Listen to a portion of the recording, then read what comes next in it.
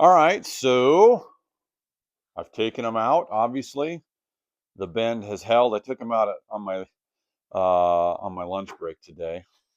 They were in the mold or in the jig there for 3 days. I did put a little heat to them yesterday while they were still in that to try to harden that wood up. You can kind of see my burn marks. I sanded out a little bit.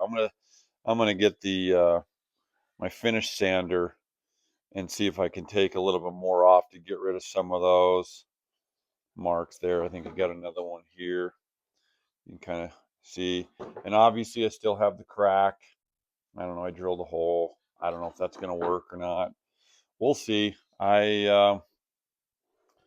I shouldn't have taken it into the house. Maybe I didn't steam it long enough. I don't know what it would have been. Sure as hell not a ski maker like the old Russian there in the Happy People documentary. The 2010 documentary Happy People, great if you haven't seen it. It's a fantastic documentary about some Russian fur trapper makes skis like this. Along with, I already said, the guy in Canada. So anyway, we'll see you in a minute. Hopefully, uh, the the sanding works and my cracks don't get any bigger there because my crack is big enough. All right, everybody. Well, welcome back to the update here. And I know I've really, if you're watching along, I go from a ski without any binding on it. I just got the tip of the shovel, bent up, and now I have this, which is more or less a finished product. But I don't know. The rate at which I work is pretty slow. I made some mistakes. I had to backtrack. I don't know. I'm new at this, so you don't get the updates. Maybe on 2.0, I will progress or record the progress much better um, along the lines of the guy up in Newfoundland. But I'm pleased with it. We don't have any snow on the ground. It's March 27th, and so it is snowing up in the mountains right now. I skied 2 weeks, or I snowshoed 2 weeks ago, almost in waist deep snow. And then we had 70-degree weather, and it's virtually almost all gone. So, so there we go. I did epoxy the front with the tip, and if you remember, it was cracked a little. And then once I did that, I kind of realized that I probably need to epoxy the whole thing. The guy up in Newfoundland, the Canadian that I got my idea from, that I'm copying his blueprint.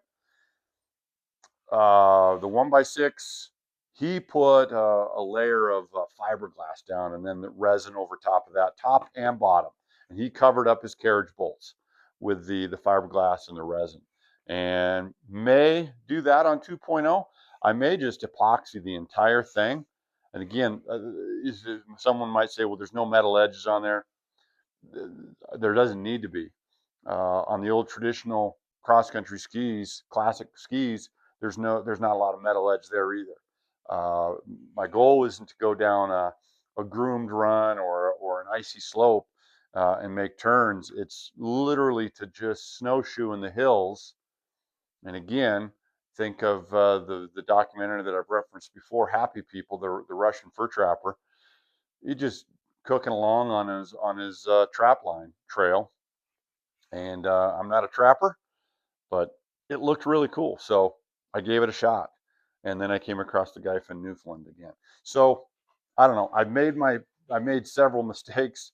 5/16, I'm going to say 1 inch carriage bolts. Maybe 1 1/4, but I think they're only 1 inch. Um, put them through there.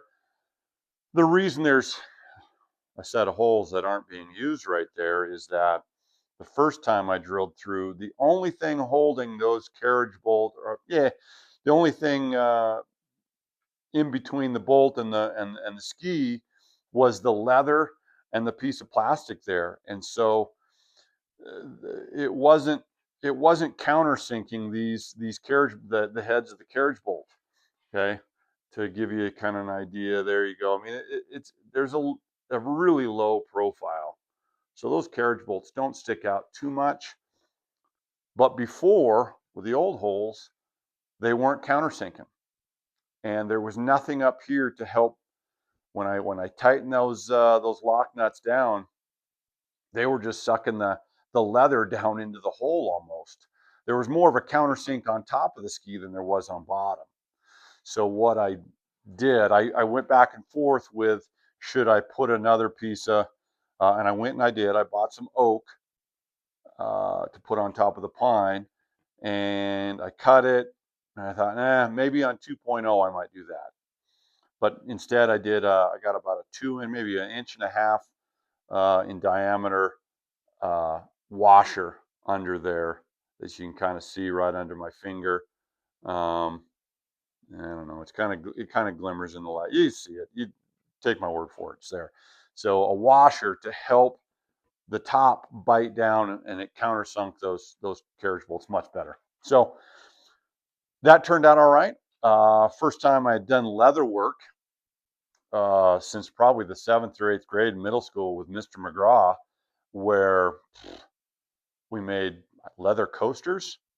I think I might have even made a gunsling. I don't know. But nonetheless, I was happy. Again, it's trial and error. The with how the the nylon strap is hooked up there. I don't know. The bindings on 2.0 might be a little bit different. So just simply leather straps there, string that I tied. You know, I punched some holes in there. Again, first time I'd ever done any of that. Punched the holes there to put the rivets in. First time I'd ever done that, that I remember. I don't know. Maybe Mr. McGraw helped me with that type of stuff in middle school 40 some odd years ago. But I don't know. I'm pleased with it. So it's just stained with a little bit of not polyurethane, some other kind of urethane or ethane on there that won't turn yellow. But once I did that, I can't remember if I said that already. I'm gonna 2.0. I'm gonna probably epoxy the whole thing, not just the tip. So, and on the back, I put a piece of oak right there, and then sunk in some screws to provide a little bit of traction for your heel, so it's not slipping around. And then maybe to level it out a little bit more. You know, the guy in Newfoundland, he talks about that up front. You know, some people might say, well, you've got the bolts sticking up, those carriage bolts sticking up through there. Your feet are going to be on them. They're low enough. Here again, I haven't spent any time out on these skis. I've gone in the backyard around on the grass a little bit, but they're right on my toe, and I didn't, in the not even 5 minutes, probably 2 minutes, I had them on my feet walking around on the grass in my backyard. I didn't feel the bolt like something was pushing up into my toes. We'll see. I don't know. But yeah, I'm at 7 minutes here. So there we go. I'm happy with what I got. We'll see. 2.0, I may record the process a lot, or the progress a lot better. So if you see something that you think, oh, you did that wrong, should have done it this way, drop me a message. So, all right. See ya.